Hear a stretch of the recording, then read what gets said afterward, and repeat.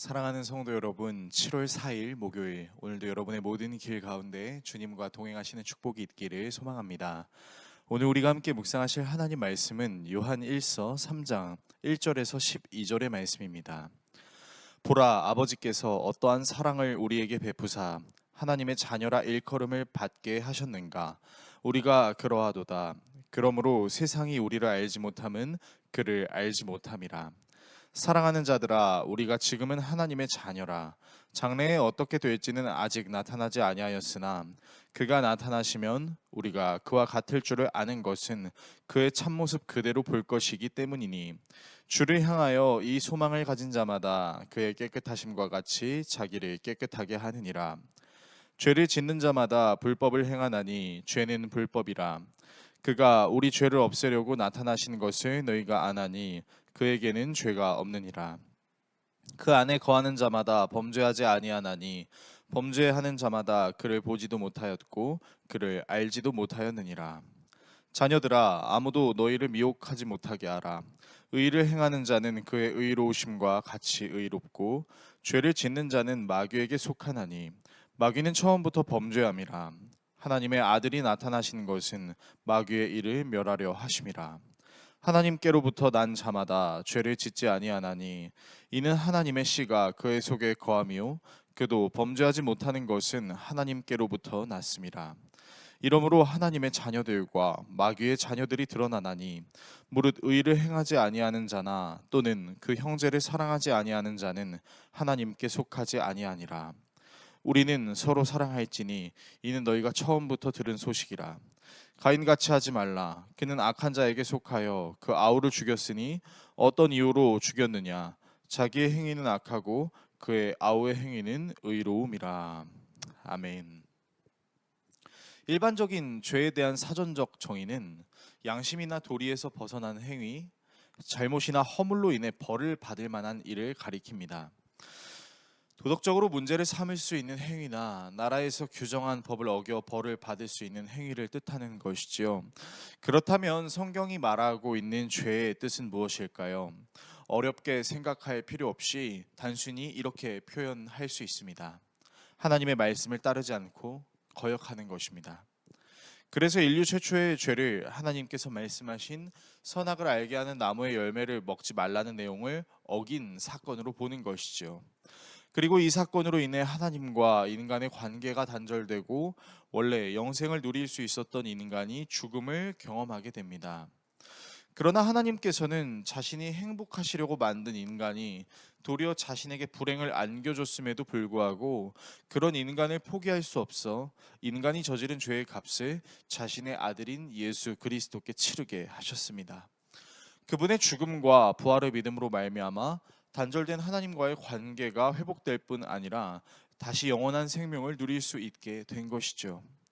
그래서 예수 그리스도를 믿는 사람들이 가지고 있는 특징은 예수님이 하나님의 아들이라는 사실을 믿음으로 예수님과 같이 자신도 하나님의 자녀가 될 수 있다라는 소망과 더불어 예수님을 닮고 싶어 한다라는 것입니다.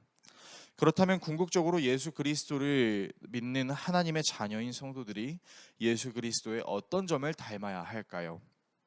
예수님이 행하신 기적을 우리도 일으킬 수 있음을 선포해야 할까요?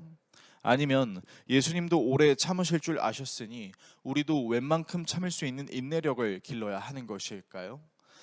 결론부터 말씀드리자면 우리가 닮아야 할 예수님의 놀라운 특성은 그분이 하나님의 말씀에 온전히 순종하셨다는 점입니다. 그분은 하나님과 동일한 본체이시긴 하지만 인간의 옷을 입고 이 땅에 내려오셨습니다. 그리고 그분이 행하신 모든 사역은 그분 자신의 의도와 주관이 아닌 오직 하나님의 말씀대로 행하는 것이었습니다. 예수님이 죄가 없으시다라는 말을 다른 말로 표현하자면 그분은 모든 것을 하나님의 말씀대로 행했다는 것으로도 표현할 수 있습니다. 그래서 하나님의 아들이신 예수님이 행하신 사역은 하나님의 말씀에 순종하지 않는 마귀의 일을 없애고 하나님의 말씀에 우리를 순종하게 하시려는 사역입니다. 하나님의 말씀이 우리에게 주시는 은혜는 사랑이며 사랑을 행하는 것은 하나님의 말씀에 순종하는 것과 동일합니다. 가인은 이런 하나님의 말씀에 순종하지 못함으로 사랑을 실천하지 못한 것임을 사도 요한은 이야기하고 있습니다. 오늘의 말씀을 우리의 삶에 어떻게 적용해야 할까요? 엄밀히 말하면 우리의 신앙생활은 도덕적으로 상당한 수준에 이를 수 있는 말과 행위를 하는 것은 아닙니다. 우리가 신앙생활을 하면서 나타나는 도덕적인 모습은 그저 사랑이신 하나님의 속성 중 일부가 우리의 삶에 드러나는 것일 뿐, 우리의 신앙의 목적은 단순히 도덕을 추구하는 것이 아니라 하나님의 말씀에 순종하는 것입니다. 그래서 무엇보다 신앙생활에 중요한 것은 하나님의 말씀을 듣는 것입니다. 하나님께서 우리에게 원하시는 것은 단순히 우리가 도덕적으로 잘 살아서 사람들에게 칭찬을 받을 만한 일을 하는 것에 국한된 것이 아니라 어떤 상황과 환경 속에서도 하나님의 말씀으로 사는 것, 바로 그것입니다. 사울이 하나님의 말씀을 어기고 적에게 탈취한 재물을 가지고 하나님께 제사를 드리면 하나님이 좋아하실 것이라고 예상했지만, 사무엘이 사울에게 하나님께 순종하는 것이 하나님께 드리는 고급진 제사보다 낫고 하나님의 말씀에 듣는 것이 좋은 순양의 기름보다 나으며 이를 거역하는 것은 하나님이 아닌 다른 것을 따르는 우상 숭배의 행위와 같다라고 말하였습니다. 우리의 신앙생활이 사람들의 이목을 끌 수 있는 착함의 수준을 높이는 것에만 머무르는 것이 아닌 하나님의 말씀에 온전히 순종하는 삶이 되기를 소망합니다. 우리가 그렇게 되기 위해서는 먼저 하나님의 말씀에 온전히 순종하신 예수를 깊이 생각해야 할 것입니다. 그분을 믿음으로만 우리는 진정한 하나님의 자녀가 될 수 있음과 더불어 예수님이 하나님의 말씀에 순종하셨던과 같이 우리 또한 예수 그리스도의 피를 힘입어 온전히 하나님께 순종할 수 있을 것입니다. 이 사실을 기억하고 실천하시는 저와 여러분 모두가 될 수 있기를 예수 그리스도의 이름으로 축원합니다. 기도하겠습니다.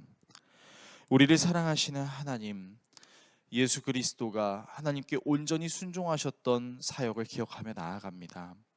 우리의 신앙이 도덕적 수준을 높이는 것에 머무르는 것이 아니라 하나님의 말씀에 점점 더 잘 순종할 수 있는 귀한 신앙이 되기를 소망합니다. 우리가 그런 신앙을 쌓을 수 있도록 예수 그리스도의 십자가와 부활을 믿게 하시고 그분과 동행하는 삶을 살게 하여 주십시오. 예수 그리스도의 이름으로 기도합니다. 아멘.